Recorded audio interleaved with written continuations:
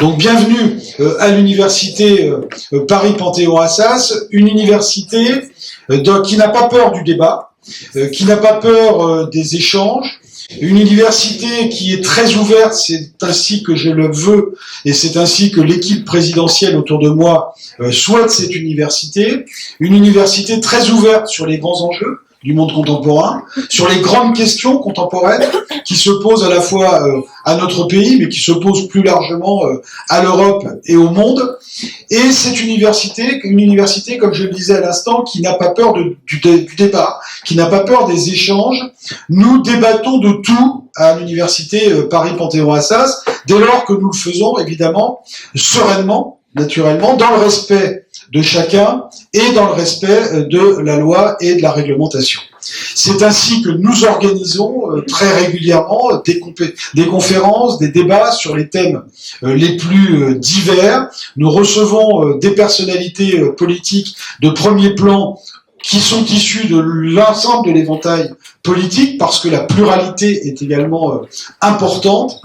Et je crois que c'est ce qui fait la force d'une grande université comme l'université Paris-Panthéon-Assas, c'est d'être capable d'accueillir en son sein des débats, des échanges sur tous les thèmes qui intéressent nos étudiants, les étudiants en droit naturellement, mais aussi les étudiants des autres disciplines, en sciences économiques qui vous sont chères, je le sais, monsieur le ministre, en sciences de l'information et de la communication, en sciences politiques, etc., etc.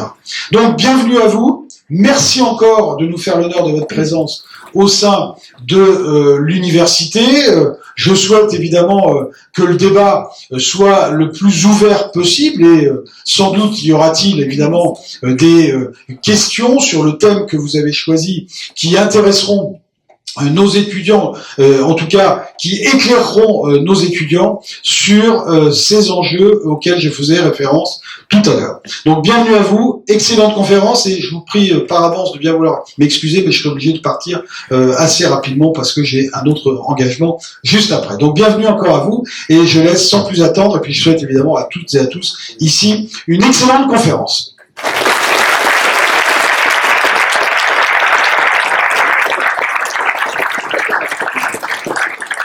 Merci beaucoup, Monsieur le Ministre, de venir dans notre faculté pour la deuxième fois.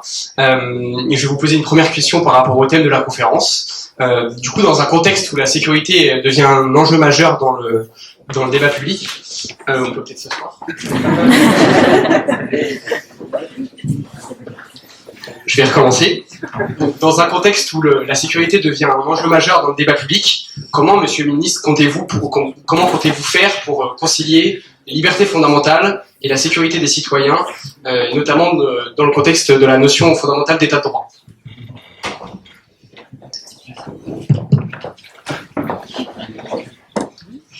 Merci pour cette question. Je voudrais saluer le président, le vice-président, saluer les étudiants qui m'entourent, vous saluer tous. Vous êtes venus nombreux ce soir. Et votre question est la bonne question. C'est une question qui me taraude beaucoup.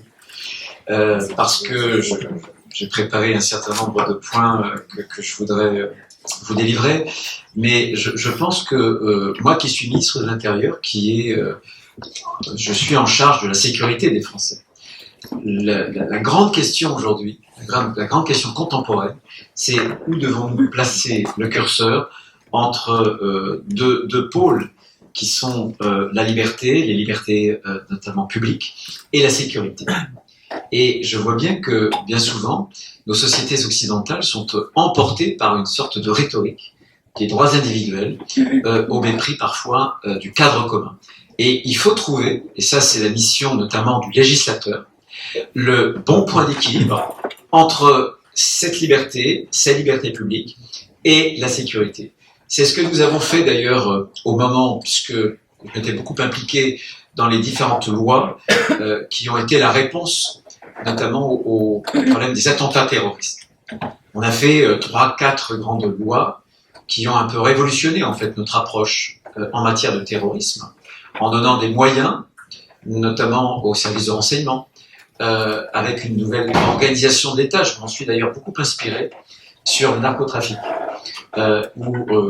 puisque vous savez que en matière de terrorisme, on a spécialisé la chaîne judiciaire avec un PNAT, un parquet national antiterroriste, On va avoir maintenant, le texte sera voté définitivement bientôt. Ce matin avait lieu à 10h la réunion entre les 7 députés et les 7 sénateurs dans le cadre de la commission mixte paritaire et un accord a été trouvé. Eh bien, on aura précisément cette organisation un peu décalquée sur l'organisation qui a produit des fruits en matière de lutte antiterroriste, c'est-à-dire un parquet spécialisé, un parquet national, anticriminalité organisée, toute la chaîne judiciaire jusqu'au JAP, jusqu'au juge d'application des peines. Et je voudrais simplement dire que l'affaire Amra, par exemple, qui nous a pris 9 mois à mes services, de traque incessante, mais on l'a eu. Moi, j'avais indiqué, c'était je crois dans un journal télévisé, que ça prendra, le temps que ça prendra, j'avais dit, mais on l'aura, et on l'a eu. On l'a eu à Bucarest. Et on a déployé un coup de filet qui nous a permis d'avoir plusieurs dizaines de ses complices en Thaïlande, au Maroc, en Espagne, etc., etc. Mais qu'est-ce qui nous a fait qu'on a loupé Amra dans sa dimension, qui était une dimension beaucoup plus importante qu'on le pensait. On pensait que c'était un gardon, c'était au moins un gros brochet, vous voyez, en matière de narcotrafic. Tout simplement que ces dossiers judiciaires avaient été éparpillés entre 3 ressorts de GIRS. Alors, je ne sais pas si vous êtes des étudiants en droit ou peu importe. 3 ressorts judiciaires. Et personne n'avait fait le lien. Personne n'avait rapproché les données judiciaires, les enquêtes, qui nous auraient permis de savoir que, avec Amra, on avait affaire à un type très dangereux qui occupait une position très importante, notamment sur des réseaux. Et donc, justice spécialisée, avec le PLACO, et de mon côté, le ministère de l'Intérieur, là encore, on a un peu décalqué, puisque pour le terrorisme, on a un état-major permanent. Eh bien, cet état-major, on l'aura pour le ministère de l'Intérieur, notamment, et on va regrouper, je l'inaugurerai bientôt dans quelques semaines, à Nanterre, un état-major contre la criminalité organisée, où, sur un même plateau, on va associer, dans un même lieu, sous la direction de la Direction nationale de la police judiciaire, tout simplement parce que la police judiciaire doit passer entre ses mains 80 et 85% des grandes affaires de criminalité organisée.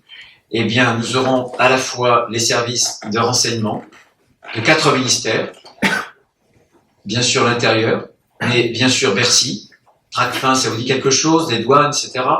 La DGSE pour les armées et le renseignement pénitentiaire sur la justice. Donc d'un côté, les services de renseignement, où on va pouvoir échanger, parce que l'État est trop cloisonné, et c'est ce cloisonnement face à des réseaux qui, eux, ne sont pas cloisonnés, qui sont très coordonnés, qui sont très structurés, qui va nous permettre d'apporter une première réponse.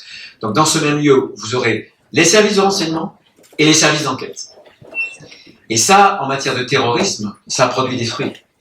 Depuis Mohamed Merah, à Toulouse, 2012, on a déjoué, nos services, notamment la DGSI, la Direction Générale de la Sécurité Intérieure, a déjoué 86 attentats. 86 attentats. Je voulais simplement vous rappeler, puisque je fais le parallèle entre les deux, que il y a 50 attentats, 24 mortels qui ont eu lieu sur le pays.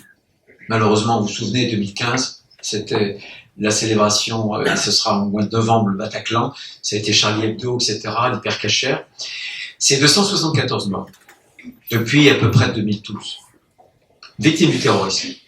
Si maintenant je prends les morts vis-à-vis de la grande criminalité, ces 3 dernières années, 24, 23, 22, 2022, 2023, 2024, vous avez plus de morts en 3 ans que le terrorisme a pu en faire depuis 2012. Vous voyez un peu Et donc, ce que je voulais simplement vous dire sur l'état de droit, puis je vais revenir à mon texte. Ce que je voulais vous redire sur l'état de droit, c'est que à tout moment, et je me souviens, j'étais au banc à l'Assemblée nationale et surtout puis au Sénat, ben c'est le questionnement. Jusqu'où on peut aller, notamment dans la recherche d'informations. L'utilisation d'algorithmes, par exemple. C'est fondamental, c'était fondamental pour détecter les alertes sur des profils dangereux, terroristes. Depuis que je suis arrivé à mon ministère, on a déjoué 6 attentats. Malheureusement, il y a eu Mulhouse, par exemple, avec un mort. Vous savez dans quelles conditions, un ressortissant retraité portugais. Et depuis lors, donc, on déjoue des attentats, mais parce qu'il y a une nouvelle organisation. Et cette nouvelle organisation, toute la question, ça a été l'état de droit. Et bien sûr qu'il faut le respecter, je vais m'expliquer dans quelques instants, mais l'état de droit, personne n'a jamais dit qu'il fallait ne rien changer. Et là encore, tout le débat est de savoir où est-ce qu'on met le curseur entre les libertés individuelles, les droits individuels et, si j'ose dire, la protection de la société.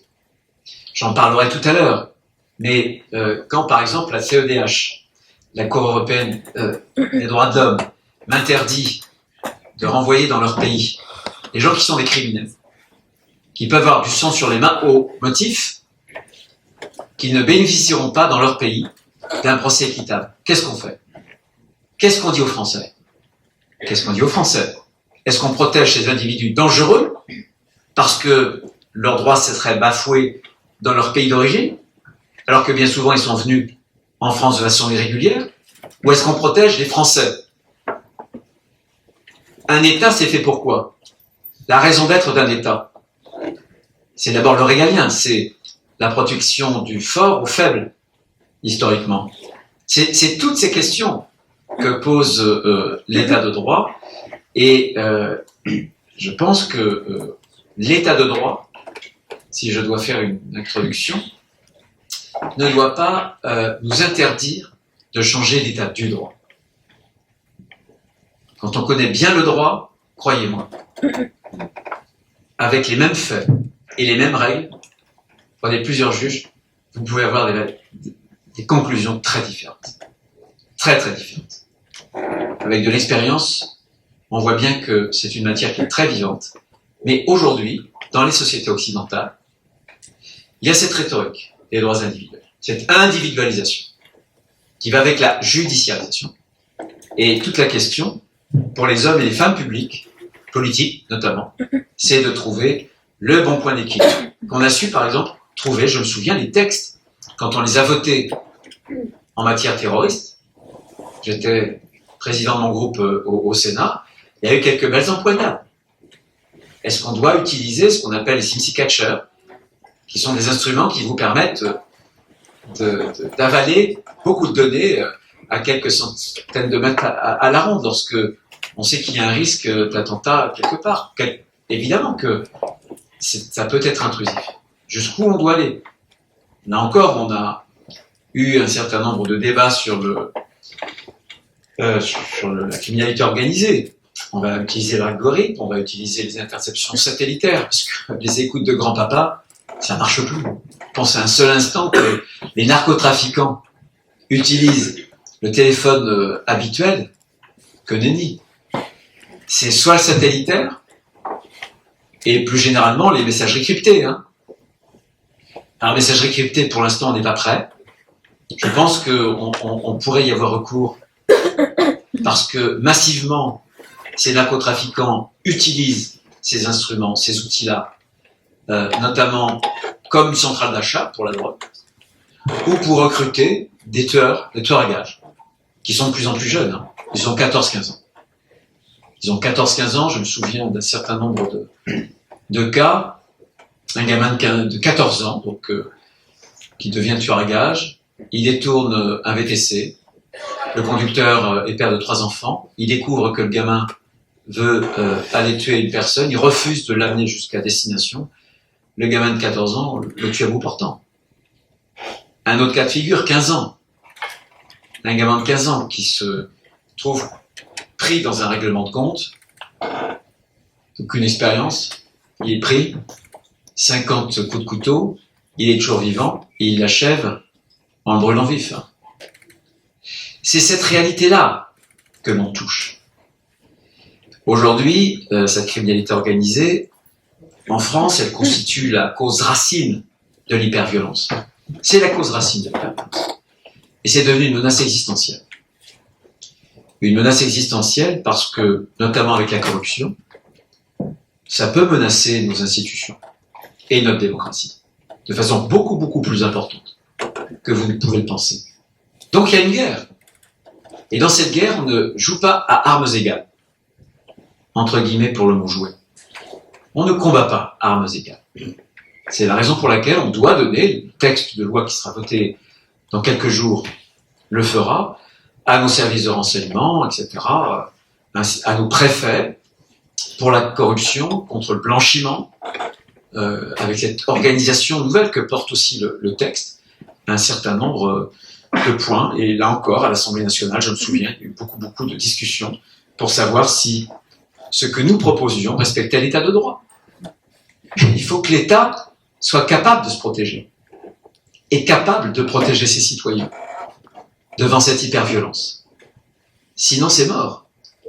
Sinon, on aura des enclaves, des narco-enclaves, et demain, on aura un basculement. Je connais des pays européens voisins, la Belgique, les Pays-Bas, les choses sont beaucoup plus avancées. Aux Pays-Bas, c'est un membre de la famille royale qui a failli être précisément enlevé, et en Belgique, c'était juge fédéral belge.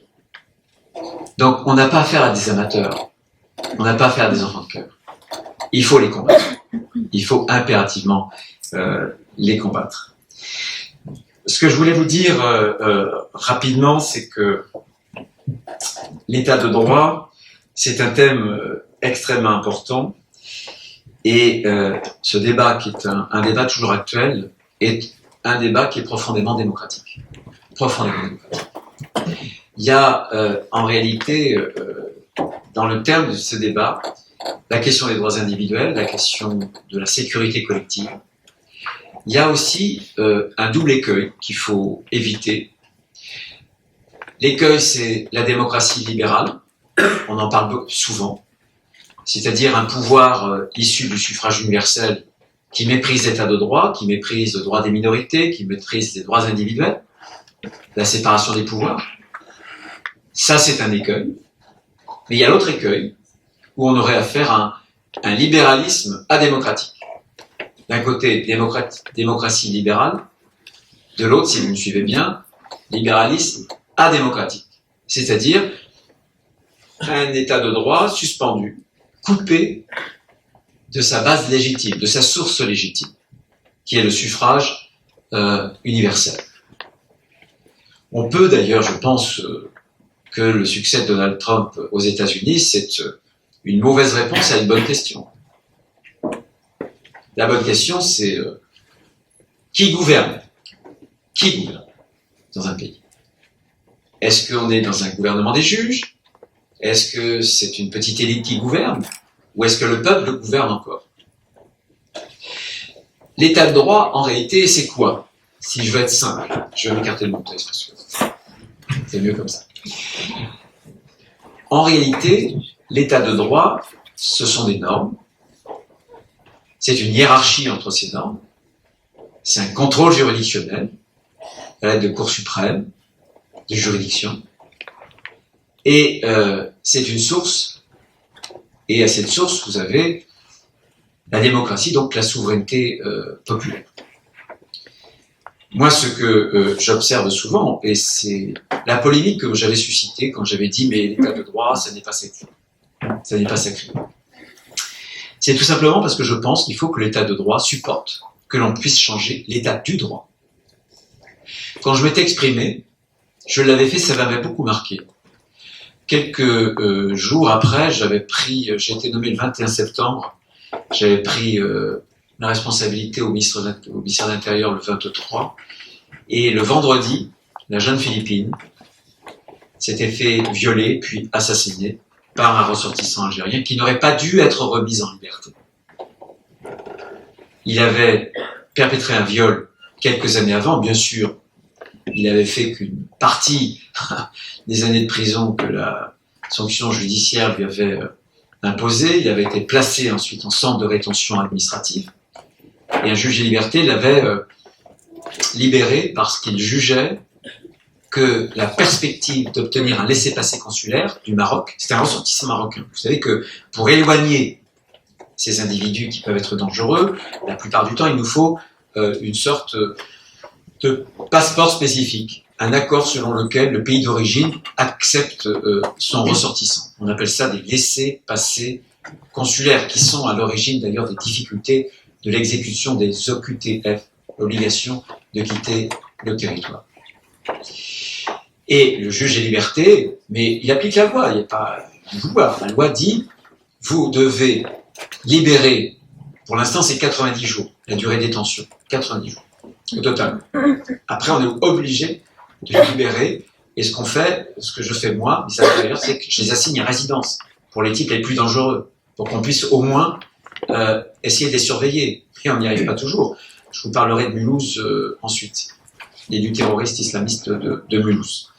Et en réalité, donc, le juge dit, ce type-là, il faut le libérer parce qu'il n'y a pas de perspective d'obtenir un laissez-passer consulaire dans son pays d'origine. Voilà. On est à 70 jours.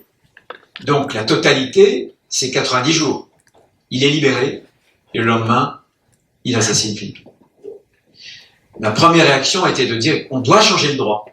On doit changer le droit pour deux raisons. D'abord, il faut peut-être que le juge apprécie le fait que la perspective, peut-être qu'il ait ou non un laissez-passer consulaire, mais aussi sa dangerosité, non, à le libérer. Et surtout, comme on sait que ces criminels sexuels, la plupart du temps, récidivent, il faut les traiter un peu comme on traite les terroristes, où là, on a le droit d'aller jusqu'à 210 jours par rapport aux 90 jours habituels en centre de rétention. Et donc, quand j'avais émis cette idée que l'état de droit devait supporter des modifications, en tout cas qu'on change la règle, qu'on change l'état du droit, ça me semblait absolument légitime. Parce que quand la règle de droit ne protège plus les Français, bah, on la change la règle. Sinon, on accepte tout. Et sinon, demain, on aura une révolution, au moins dans les urnes, populaire. C'est ça que j'avais voulu signifier. Mulhouse, c'est différent. C'est un individu terroriste. Et lui, il est assigné à résidence. Il a fait l'objet, d'ailleurs, il a été condamné pour apologie du terrorisme. Les Insoumis ont déposé une proposition de loi à l'Assemblée nationale pour abolir le délit d'apologie de terrorisme. Non, je le dis parce que faut que ça se sache quand même. J'espère que je choque personne en le disant. Eh bien, ce type est condamné pour apologie, terrorisme. Il va être condamné à 6 mois, bien entendu. Il ne fera pas ces 6 mois. Ensuite, il va en CRA. Impossible de le garder en CRA parce qu'au bout de 90 jours, on doit le libérer. Il est assigné à résidence où il doit pointer tous les jours au commissariat. Et le 22 février, le jour où il va commettre cet attentat terroriste qui va coûter la vie à un retraité portugais, il vient à 14h25 dans le commissariat pour, en réalité, pointer. Il ne pointe pas, il ressort et il va tuer le portugais. En réalité, ce type-là, cet individu, avait des OQTF.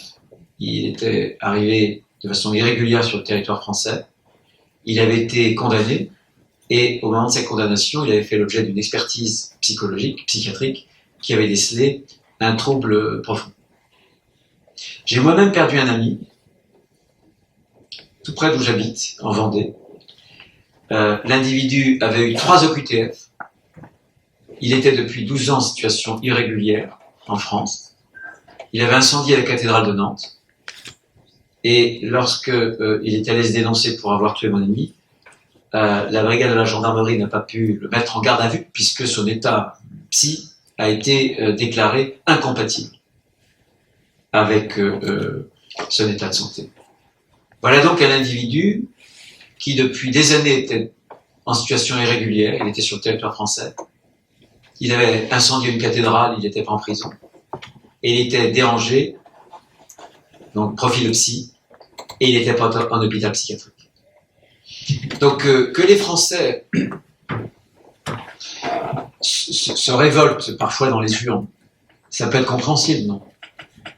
On doit donc pouvoir changer les règles. Il faut les changer. Alors, évidemment, quand moi j'ai accepté d'entrer au gouvernement, si on m'avait dit il y a 6 mois que je serais ministre de l'Intérieur, un président nommé Emmanuel Macron, un Premier ministre nommé François Bayrou, je ne suis pas sûr que j'aurais cru ce qui me l'aurait prédit. Si notre famille politique a décidé d'entrer au gouvernement, c'est tout simplement parce qu'à l'époque, si nous avions dit non au président Emmanuel Macron, celui-ci aurait confié les clés du gouvernement français à la gauche mélenchoniste, puisqu'à l'époque, la gauche était totalement sous le joug des insoumis. Vous auriez eu un gouvernement avec peut-être au ministère des Affaires étrangères Emma Sall. À ma place, peut-être, il y aurait eu, je ne sais pas, Mathilde Panot, du Goya. Vous auriez eu au travail celles et ceux qui prônent le droit à la paresse, Sandrine Rousseau, d'autres. Quand on est de droite, on a un réflexe, on fait barrage à la gauche. Et quand on est gaulliste, et que la France se trouve au bord d'une situation de chaos, on préfère l'ordre au chaos, et on aime notre pays, on est patriote, et donc on s'engage. Même si on sait parfaitement que l'exercice est compliqué. Puisque les contraintes, je les ai chaque jour. Nous n'avons pas une majorité à l'Assemblée nationale qui permettrait de voter un texte important sur l'immigration.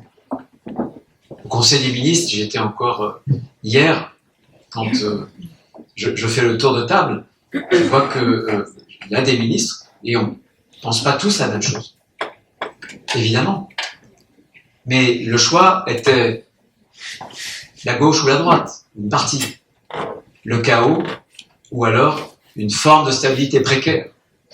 C'est dans ce cadre-là, avec ces limites-là, que j'ai accepté, que j'essaie d'agir. Et à chaque fois, pour reprendre cette question de l'état de droit, elle est posée de façon, je pense, dans nos pays, de plus en plus aiguë. Parce que il y a une forme d'impuissance publique. L'impuissance publique procède du manque de courage des hommes et des femmes politiques, mais procède beaucoup, je crois, aussi du fait de ce que j'appelle l'impossibilisme. Vous êtes ministre et on vous explique que rien n'est possible. Parce qu'il y a tellement de jurisprudence, il y a tellement de choses que vous ne pouvez plus bouger.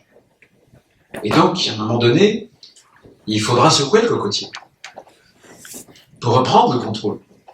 Un contrôle démocratique. Vous pensez par exemple que le droit d'immigration, qui est sans doute le droit le plus compliqué que je connaisse, a été soigneusement, année après année, élaboré par des députés, par des sénateurs. Non. Le droit d'immigration a été d'abord fait par des jurisprudences, des cours suprêmes, Conseil constitutionnel, Conseil d'État, Cour de justice de l'Union européenne, Cour européenne des droits de l'homme. Et c'est la raison pour laquelle je pense que si demain on veut reprendre là encore les rênes en matière de maîtrise de l'immigration, il faudra modifier la Constitution. Il faudra modifier la Constitution pour élargir l'article 11, se tenir dans un cadre, un état de droit, mais modifier la Constitution, élargir l'article 11 pour qu'on puisse faire un référendum demain sur l'immigration. Pour deux raisons. La première, parce que c'est sans doute le phénomène qui aura le plus bouleversé la société française depuis un demi-siècle au moins, sans que les Français n'aient eu à en délibérer. Et la deuxième raison, c'est parce que les résultats d'un référendum, comme vous le savez depuis la jurisprudence du Conseil constitutionnel de 1962, c'est que Vox Populi, Vox Dei, c'est-à-dire que le Conseil, à juste titre, a considéré que le référendum est l'expression la plus directe de la souveraineté populaire et donc il s'interdit de vérifier la conformité à la Constitution d'un résultat du référendum. C'est ça la question de l'état de droit. Je vais vous raconter une anecdote que vous ne savez pas et que vos profs de droit vous ont pas dit. On est en 93. On est en pleine cohabitation. Mitterrand-Balladur. Grand prédécesseur, Charles Pasqua. Et vous avez, président du Conseil constitutionnel, Robert Badinter. Vous avez un texte européen, directive, qui doit être transcrite dans le droit français. Le gouvernement propose au Parlement une transcription, une loi de transposition, qui est adopté, mais le Conseil constitutionnel la censure. Et cette censure aurait conduit à faire de la France l'appel, si j'ose dire, de tous les déboutés pour le droit d'asile de tous les pays européens. En clair, ceux qui demandent le droit d'asile dans d'autres pays européens qui ne l'ont pas eu auraient pu venir en France. Donc, on a un état de droit, une constitution, la primauté du droit européen, tout ça, vous connaissez ça par cœur. Et Édouard Balladur, qui n'est pas vraiment pour moi le profil ou la caricature de l'homme politique illibéral, qu'est-ce qu'il va faire? Il va taper du poing sur la table. Il va dire ça n'est pas au Conseil constitutionnel de donner le sens du traité, de se substituer aux constituants, c'est-à-dire aux représentants du peuple. Et je vais modifier la Constitution. En 93, il réunit le Congrès, il modifie la Constitution. C'est l'article 53, je crois que c'est le tiret 1, qui est ajouté pour écraser la jurisprudence du Conseil constitutionnel, qui allait beaucoup trop loin, c'était très laxiste, puisqu'en réalité, ça donnait une sorte de droit d'appel pour tous les déboutés du droit d'asile de tous les pays européens vers la France. C'est exactement, je m'exprime à travers cet exemple pour que vous compreniez la tension qu'il peut y avoir entre un état de droit et la démocratie. La question, c'est qui gouverne? Est-ce que c'était le Conseil constitutionnel qui devait imposer cette règle-là, alors que nulle part il est écrit en droit qu'il faut... bien sûr qu'il y a dans le préambule de 46 les combattants de la liberté, c'est Charles de Gaulle qui l'avait pour le droit d'asile, qui était un droit sacré, bien sûr. Pour autant qu'il soit sacré, il ne peut pas être illimité. Et il ne peut pas être utilisé pour être dévoyé. Il faut le garder pour ce qu'il a de plus pur, et pour que, effectivement, les gens qui peuvent être persécutés dans leur pays puissent trouver l'asile chez nous en France. Un autre exemple. Pourquoi est-ce que est-ce que, pour l'université, il y a une jurisprudence du Conseil constitutionnel d'il y a peu qui considère que les droits doivent être gratuits ou quasiment nuls, très modestes. Quel est le texte selon lequel, à l'université, on n'aurait pas des droits d'inscription un peu plus élevés, y compris pour les étrangers, etc. C'est une jurisprudence, c'est un choix. Donc l'état de droit ne consiste pas à tout figer. Et je pense qu'à tout moment, d'ailleurs, dans notre état de droit, on a des procédures pour changer les règles, y compris la norme la plus haute que nous connaissions, c'est l'article 89 de la Constitution. C'est ça qui est important. Et l'impossibilisme, notamment juridique, fait que trop souvent les gouvernances sont ligotées, ça produit de l'impuissance, et l'impuissance publique produit de la fatigue démocratique. Quand les peuples pensent que, désormais, leurs gouvernements sont impuissants, ils ne peuvent rien, ou ne les écoutent même pas. C'est ça que la question de l'état de droit et du juste équilibre, encore une fois, qu'on doit trouver entre des droits individuels qui sont importants, le droit des minorités aussi, c'est important. Mais il faut un cadre commun. Et sans cadre commun, une société ne peut pas tenir debout. C'est ce que je voulais vous dire très très rapidement, pour dire que, en reprenant l'expression de Pierre Manant, la démocratie, c'est la liberté sous la loi. La loi, elle doit pouvoir se changer. C'est la démocratie, en fonction des alternances. Et la liberté, elle n'est pas illimitée. La liberté doit être encadrée. Ça n'est pas la démesure. Il y a des limites. Voilà. C'est, je pense, le régime qui est important. Et là encore, la Cour constitutionnelle d'Allemagne, d'ailleurs, qui est la Cour de Karlsruhe, c'est sans doute des grandes cours constitutionnelles européennes, celle qui a rappelé notamment la Cour de justice de l'Union européenne à ses devoirs. En 2009, par une jurisprudence et plus récemment, en matière de quantitative easing. Je ne sais pas si ça vous dit quelque chose, lorsque la Banque centrale européenne à racheter de la dette souveraine. Je pense que politiquement, économiquement, je suis de formation plutôt économiste et je pense qu'il fallait le faire. Mais je pense que les traités ne l'autorisaient pas à le faire. Et la banque, plutôt non, la Cour fédérale, la Cour de Karlsruhe a dit attention, les traités, il faut les interpréter en fonction de ce que les peuples ont voulu faire. Les gardiens des traités, ce sont les peuples, c'est personne d'autre. Voilà ce que je voulais dire très très rapidement. Mais croyez-moi, c'est un point qui est extrêmement important sur lequel il faudra revenir. Tout le combat des prochaines années, ce sera de trouver ces points d'équilibre. Ces points d'équilibre qui permettront, dans un cadre démocratique, au droit, de produire ses effets, au peuple d'être entendu et aux gouvernants d'être gouvernés. Encore une fois, la grande question, c'est qui gouverne ? Qui gouverne ? Si on accepte d'être dans une démocratie, ce que nous sommes encore, c'est le peuple. Mais le peuple ne pas, là aussi, le peuple ne peut pas écraser le droit n'importe comment, et le droit ne peut pas non plus écraser la volonté populaire n'importe comment. Tout est une question d'équilibre. Voilà ce que je voulais vous dire. Pour terminer, peut-être, on est dans une phase politique délicate, qui est compliquée.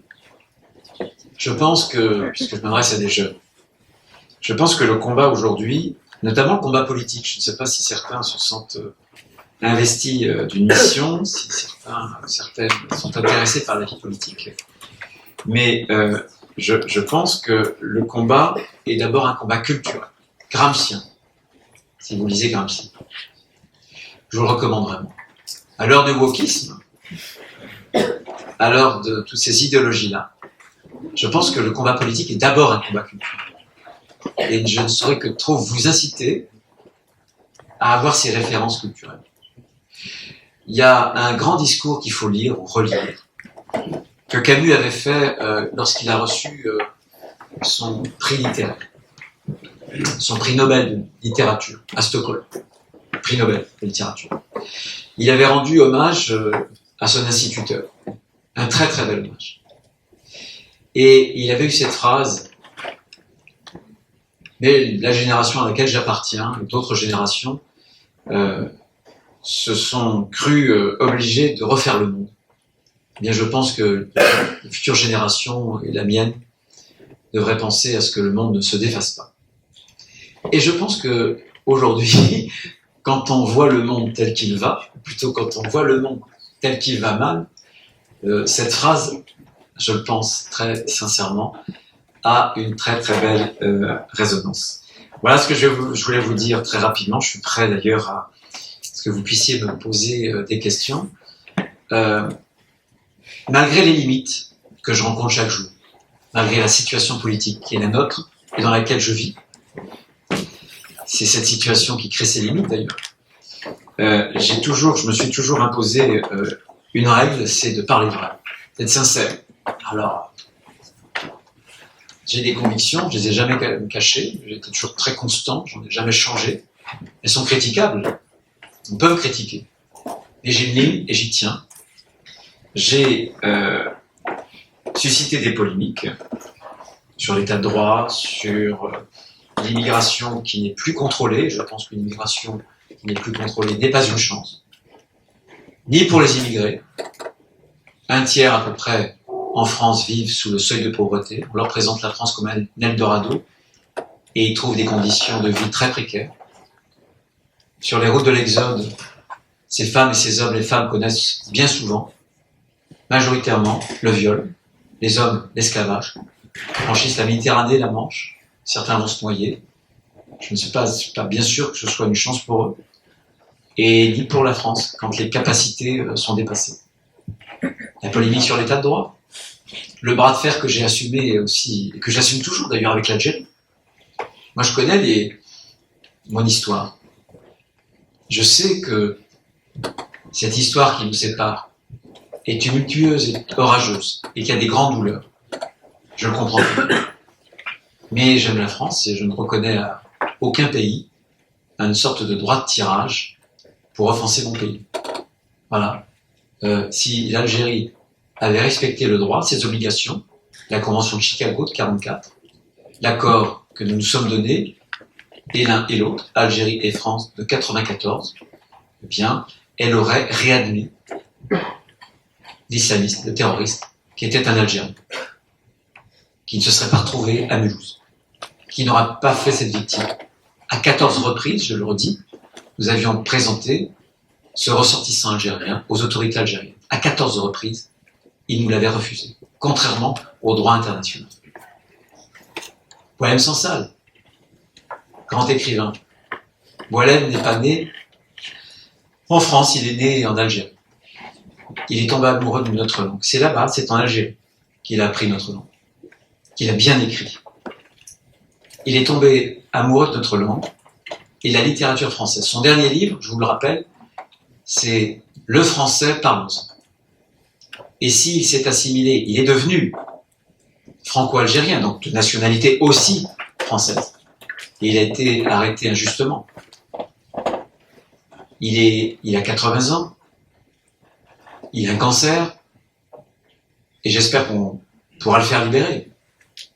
Mais juste pour terminer, puisque je parlais d'un prix Nobel de littérature, Camus, c'est que Boualem Sansal, c'est en tombant amoureux de notre langue qu'il est tombé amoureux de la France, qui est devenue aussi sa patrie. Parce que la France est une patrie littéraire. Quelqu'un vous a-t-il déjà dit que de tous les pays européens, et même du monde, avec les États-Unis, nous étions le pays qui avions reçu, dans l'histoire, depuis que le prix Nobel de littérature existe, le plus de prix Nobel de littérature. Nous sommes une patrie littéraire. Vous ne pouvez pas voyager en France, dans les régions, sans avoir un kaléidoscope de grands écrivains. Parce qu'il y a comme un reflet du sol sur les âmes. Parce que ces paysages français si différents dessinent des paysages intérieurs qui permettent à des écrivains d'exprimer, d'avoir une expression très différente. Et vous avez à Bordeaux Mauriac, et vous avez en Bretagne Chateaubriand, Jacques Azélias, et vous avez Genevois pour la Sologne, et vous avez Maupassant pour la Normandie, et vous avez Frédéric Mistral, Giono, etc. pour le Sud, etc., etc. Nous sommes une patrie littéraire. Moi, je me bats aussi pour que Boualem, qui est un ami, et qui est un grand écrivain, on pense à lui. Parce que porter la littérature française et la langue française comme il le fait, aussi courageusement, c'est un grand service qu'il rend à notre pays. Longtemps, notre langue a été la langue officielle de la diplomatie, la langue officielle de l'olympisme, et ça s'oublie pas. Et quand un écrivain d'origine algérienne sublime, exalte la langue française, je trouve qu'on pourrait au moins lui être reconnaissant. Merci de votre attention.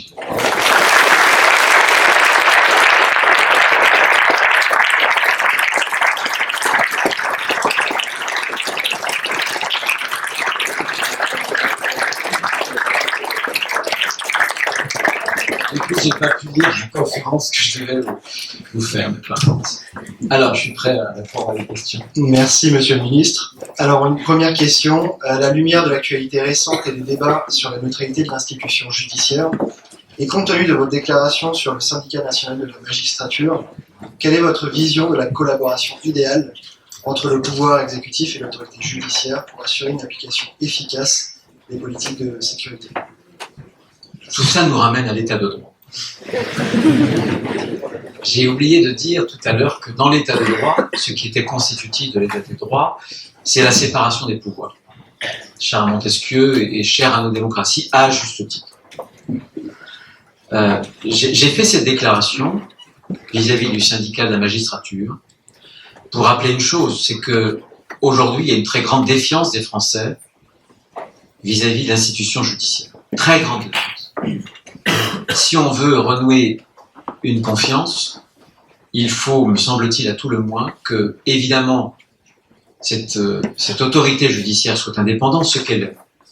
Mais cette indépendance va aussi avec son impartialité, sa neutralité. Comment un syndicat, celui que vous avez cité, peut-il avoir fait le mur des cons? Le mur des cons. Comment ce syndicat, lorsque un précédent garde des Sceaux, c'était au moment des manifestations très dures à l'époque contre la réforme des retraites. Garde des Sceaux avait fait une circulaire pour veiller à l'ordre et rappeler un certain nombre de points de droit. Et ce syndicat avait fait une contre-circulaire, qui était une sorte de petit guide pratique pour échapper aux condamnations et autres. Comment se fait-il que ce syndicat s'affiche à la fête de l'humanité? Comment se fait-il que ce syndicat, dans son rapport, ses derniers rapports d'activité, affiche une sorte de caricature d'Emmanuel Macron? Comment se fait-il que ce syndicat publie un communiqué sur la loi narcotrafic pour dire qu'il combattrait les effets?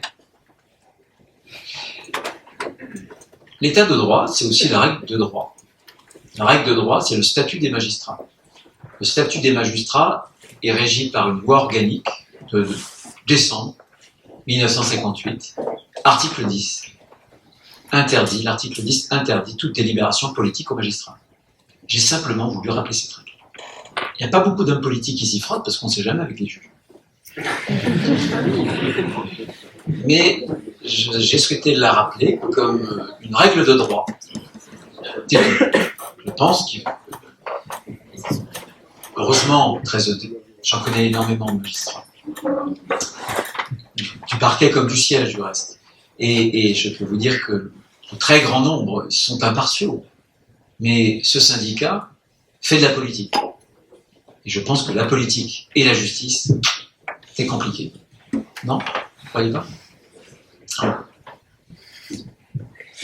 Merci beaucoup pour votre réponse. Monsieur le ministre, vous avez récemment affirmé votre fort attachement pour la liberté d'expression en tant que socle de notre démocratie, et face justement à l'emprisonnement de Boualem Sansal, comme vous l'avez bien rappelé, mais aussi à la multiplication des incidents qui actuellement, notamment en université, on pense à Lyon 2, ça implique des professeurs.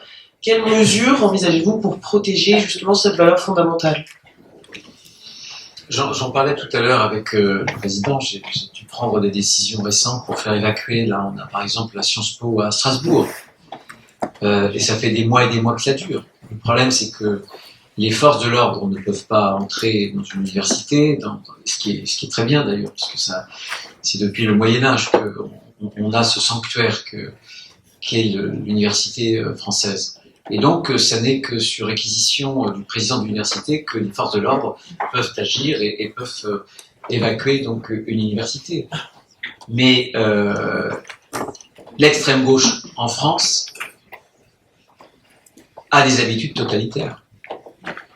C'est-à-dire il suffit de quelques-uns, de quelques dizaines, pour bloquer un établissement et pour terroriser des professeurs ou une administration ou même des élèves. Ça, c'est inacceptable. Inacceptable. Je suis ministre des Cultes et ministre de l'Intérieur. Je suis effaré de l'augmentation depuis le 7 octobre 2023 du nombre d'actes antisémites.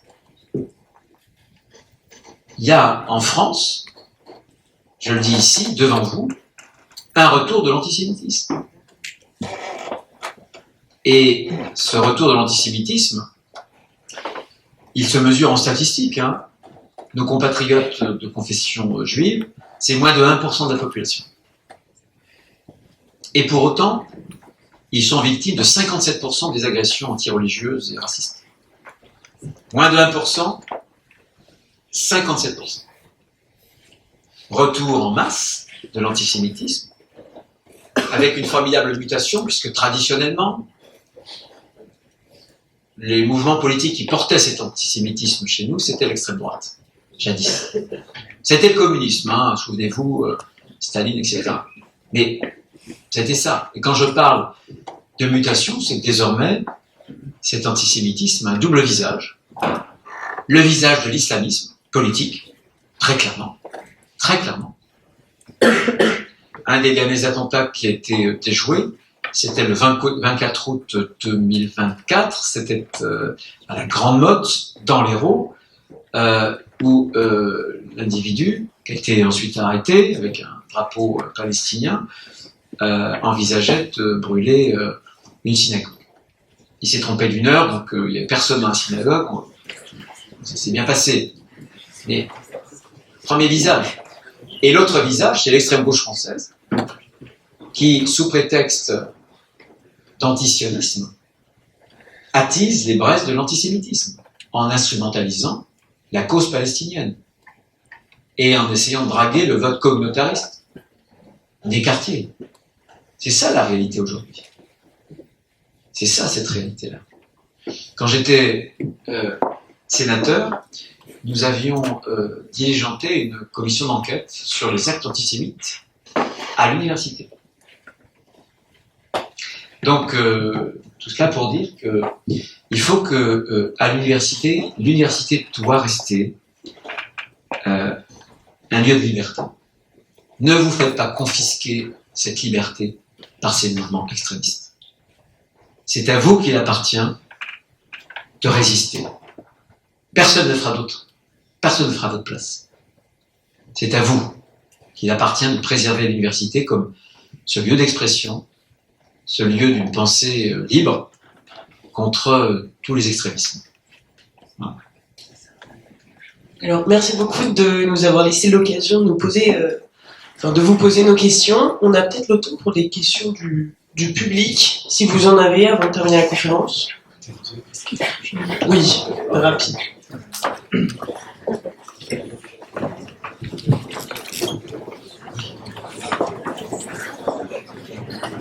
Bonjour.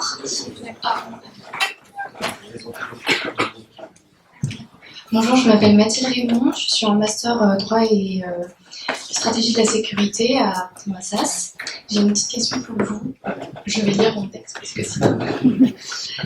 Que pensez-vous de la fondamentalisation constitutionnelle du droit à la sécurité? Serait-ce selon vous une opportunité pour le législateur de préciser le concept de sécurité nationale et ainsi permettre un meilleur équilibre avec les libertés et droits fondamentaux en temps notamment de crise sécuritaire? Et peut-elle, selon vous, permettre une meilleure assise juridique du droit à la sécurité et ainsi permettre une meilleure distinction avec le droit à la sûreté? Merci beaucoup. Voilà, c'est intéressant. On va en prendre deux autres peut-être. Pardonnez-moi parce que j'ai ensuite pas mal de choses à faire. Donc, Monsieur le Ministre, tout d'abord, je tiens à vous remercier au nom des Républicains d'Assas pour l'honneur de votre venue à Paris 2. Votre présence parmi nous est un véritable privilège et témoigne de l'importance que vous accordez au dialogue avec la jeunesse engagée, aux enjeux cruciaux qui traversent notre société. J'en profite également pour dire que vous avez jusqu'au 17 avril, 23h59, pour adhérer aux Républicains et élire notre futur président. Donc ma question, elle porte sur le cadre du dispositif des villes de sécurité renforcées que vous avez lancé pour lutter contre le narcotrafic, pour éradiquer les narco-racailles qui gangrènent nos quartiers. Quels résultats concrets avez-vous pu observer jusqu'à présent et quelles mesures supplémentaires envisagez-vous pour pérenniser cette reconquête des territoires perdus de la République? Merci.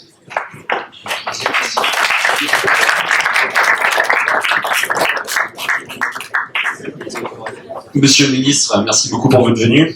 Je suis le cofondateur de la Fraise de la République, qui est un atelier de sensibilisation aux principes et valeurs de la République et de la démocratie chez les jeunes adultes et jeunes élus. Vous disiez tout à l'heure que le combat politique est d'abord un combat culturel. Je suis d'accord avec vous là-dessus.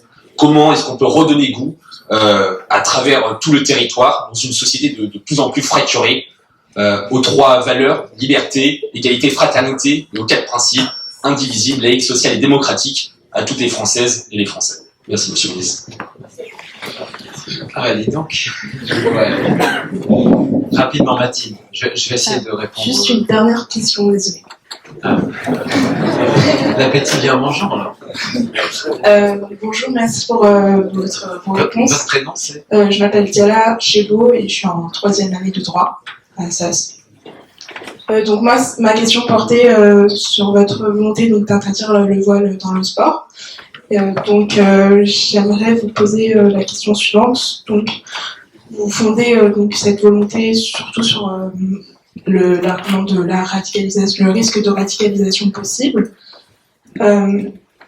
Alors que on dit que le sport est une institution qui est étatique, qui n'est pas étatique, et qui est une forme d'émancipation pour ces femmes-là, et qu'il a aussi, il peut avoir la conséquence également de diminuer le nombre de femmes musulmanes dans le sport. Donc, j'aimerais vous poser donc la question de pourquoi en faire une priorité et sur quel fondement. Et une dernière question très rapidement, pourquoi ne pas fonder la définition de la laïcité plutôt sur la tolérance plutôt que sur la restriction et la sanction? Voilà.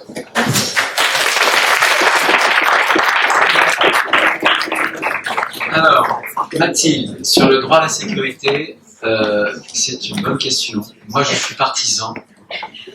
Comme on a adossé d'ailleurs la charte d'environnement à la Constitution, je serais partisan d'adosser une charte de l'ordre républicain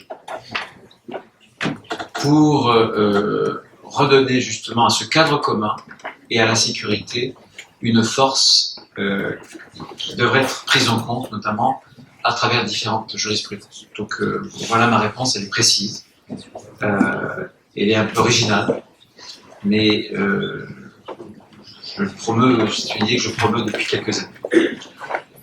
Ensuite, Mathieu, Monsieur le Président, merci d'avoir rappelé que le 17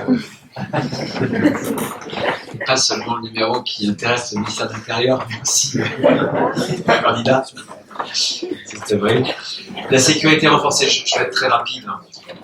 Sur le narcotrafic, on va donc avoir un cadre totalement rénové avec la loi, mais j'ai développé depuis 2 mois une nouvelle stratégie. Cette nouvelle stratégie, pour qu'elle soit durable, pour qu'elle agisse en profondeur, il faut en réalité trois actions quasiment simultanées, judiciaire, sécuritaire et administrative. Rapidement, le judiciaire, c'est parce que quand on veut démanteler un point de deal, si on est là tout de suite avec la sécurité, on va déplacer, on va donner un coup de pied dans la fourmilière, les fourmis vont partir et elles reviennent.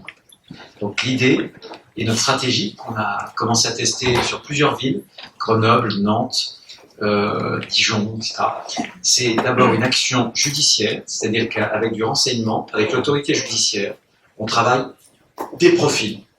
Et quand on a verrouillé le dossier d'enquête, la judiciarisation, on intervient et on va choper les types pour démanteler les réseaux en profondeur. En parallèle, on a une réponse sécuritaire massive pour occuper l'espace public, sécurité au sens large, avec notamment police, parfois gendarmerie, police des transports, etc., pour saturer vraiment l'espace public.